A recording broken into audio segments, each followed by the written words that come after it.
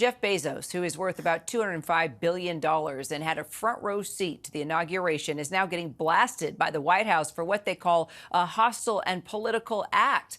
But now the Amazon founder and his company are walking back this idea that the website was about to display the cost of President Trump's tariffs right next to the total price of products. This is a hostile and political act by Amazon. Why didn't Amazon do this when the Biden administration hiked inflation to the highest level in 40 years?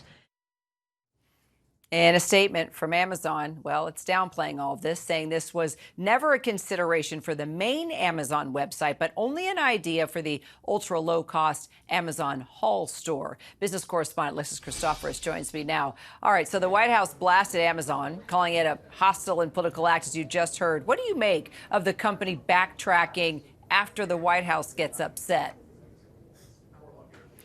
Well, Kira, it's interesting the speed at which Amazon is now backtracking what it said was just an idea, a plan that it really wasn't going to execute anyway. You know, Amazon's not the only one here who wanted to be transparent when it comes to what the tariffs will mean for everyday items for consumers. They basically didn't want to shoulder the blame for higher prices due to the Trump trade war. And we know that Jeff Bezos has put a lot of time and effort into his relationship with the Trump administration. As you mentioned, he was one of just a few high-powered CEOs there at the inauguration alongside Mark Zuckerberg and others, including Elon Musk. And also Amazon's video platform, Prime, recently got the licensing rights to a documentary about the First Lady, Melania Trump. So I think Amazon saw very quickly that this idea was actually putting them on the wrong side of the table when it came to tariffs, and the president antagonized him.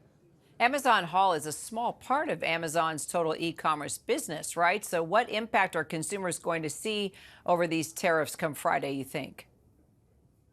It may be a small part of the business, but I think consumers could be in for a large impact. And that's because Trump is closing a loophole, a tax exemption come this Friday for packages that are $800 or less coming into the U.S. And that represents about 92% of all cargo that comes into the U.S. and a large amount that is sold on Amazon, especially Amazon Hall, which is its discount platform. It sort of goes head to head with online Chinese retailers, Temu and Shein.